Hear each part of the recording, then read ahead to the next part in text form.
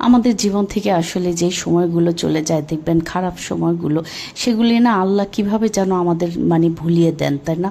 কারণ কি এই কথাটা বলার পিছনে একটা কারণ আছে। কারণ কিছুদিন আগে মাইলস্টোনের যে ঘটনাটা ঘটেছিল সেটা কিন্তু আজকে 1 মাস পূরণ হয়ে গেছে। আপনারা কি কখনো খেয়াল করেছেন? এটা আজকে সারাদিন ফেসবুকেও কিন্তু কাউকে একটু কিছু বলতে শুনলাম না। এবং দেখবেন খবরেও কিন্তু এগুলো আসবে না, আগের মতো করে যতটা আগে আহাজারি ছিল মানুষের সেরকম করে আসবে না। কেবলমাত্র ওই আহাজারিটা একমাত্র যাদের স্বজন হারিয়েছে তারাই কিন্তু করবে, তাই না? অবশ্য আমি কিছু ভুল বলে থাকলে আপনারা অবশ্যই কমেন্টে জানিয়ে যাবেন। আর হচ্ছে রামেন ডিম পোস্টের সাথে কে খেতে পছন্দ করেন একটু বলুন তো। আমার তো খুবই ভালো লাগে, কারণ আমার মেয়ে যে সময় রামেন খায় তার সাথে আমিও সব সময় ভাগ বসাই এবং অবশ্যই ডিম পোস্টটা থাকে। এবং আজকে হচ্ছে রান্না করেছিলাম এই চিচিঙ্গা ভাজি। এই চিচিঙ্গা ভাজিটা অবশ্য সব সময় আমি ডিম দিয়ে করি, কিন্তু কি মনে করে যে আজকে ডিম ছাড়া করলাম, কিন্তু তারপরও খারাপ লাগেনি, কারণ বেশি করে কাঁচামরিচ দিয়ে ঝাল ঝাল করে এই ভাজিটা করেছিলাম। এবং সাথে হচ্ছে মুরগি মাংস ছিল, এবং এই মুরগি মাংসের মধ্যে আজকে একটু পেঁপে দিয়েছিলাম, আলু দিয়ে ঝোল ঝোল করে রান্না করেছিলাম। কারণ কি আমার বাবাকে দিয়েছিলাম, সে আবার এই পেঁপের সাথে এই মাংসটা খুবই পছন্দ করে। কারণ বৃদ্ধ মানুষ, সে আবার ডায়াবেটিস, সে হচ্ছে ওই আলুটাই খেতে চান না। এই জন্য আমার বাচ্চাদের জন্য একটু আলু দিয়েছিলাম এবং আমার আব্বার জন্য পেঁপে।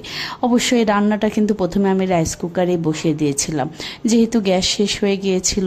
আসলে হুটহাট এই প্রয়োজনের সময় কিন্তু এই রাইস কুকার অনেক কাজে লাগে। যে সময় দেখা যায় হুট করে গ্যাস শেষ হয়ে যায়, সেই সময় এই রাইস কুকারে তাড়াতাড়ি বসিয়ে দেই, যাতে করে আমার রান্নাটাও খুব তাড়াতাড়ি হয়ে যায় এবং খেতেও কিন্তু খারাপ লাগে না, খুবই ভালো লাগে। আর বিশেষ করে আমার কাছে মনে হয় গরুর মাংসটা গ্যাসে রান্না করলে যতটুকু স্বাদ হয় রাইস কুকারে রান্না করলে দ্বিগুণ স্বাদ হয়। এবং মাটির চুলায় যেহেতু যে রান্না করতে পারি না, সেই সুযোগ সুবিধাটা নেই ফ্ল্যাট বাসায়, সেজন্য এই রাইস কুকারে আমি সব সময় চেষ্টা করি গরুর মাংস, মুরগির মাংস মাঝে মধ্যে রান্না করার। আসলে প্রথমে যেটা বলছিলাম যে মাইলস্টোন ট্র্যাজেডি কিন্তু আজকে 1 মাস পূর্ণ হয়ে গেল, কিন্তু কত সহজেই দিনগুলো চলে গেল, তাই না? কিন্তু দিনগুলো যাচ্ছে না কিন্তু ওই সব বাবা মায়ের যারা সন্তানদের হারিয়েছেন। আসলে কি এই সন্তানদের হারানো কেবলমাত্র কষ্ট তারাই বুঝছেন। আমরা তো কেবলমাত্র উপর থেকে একটু সমবেদনা জানাচ্ছি। আর হচ্ছে বিকেলের দিকে বাচ্চাদের একটু নাস্তা দিয়েছিলাম, ফ্রেঞ্চ ফ্রাই। আসলে কি বাচ্চারা যে কী পরিমাণে ফ্রেঞ্চ ফ্রাইটা পছন্দ করে, দেখা যায় যে কোনো মুহূর্তে হুটহাট স্ন্যাক্স হিসেবে এই ফ্রেঞ্চ ফ্রাইটা তাদের দিলে তারা খুবই খুশি হয়ে যায়, মাশাল্লাহ। অবশ্যই ফ্রেঞ্চ ফ্রাইয়ের সাথে একটু আজকে কাঁচামরিচের গুঁড়াও দিয়েছিলাম, যাতে করে একটু ঝাল ঝাল ভাব হয়, এই জন্য লাল ভাবটা একটু বেশি এসেছে।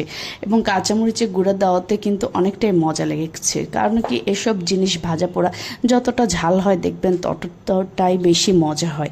এবং আপনাদের আজকে ভিডিওটা আমার কেমন লাগলো অবশ্যই কমেন্টে জানিয়ে যাবেন। সবাই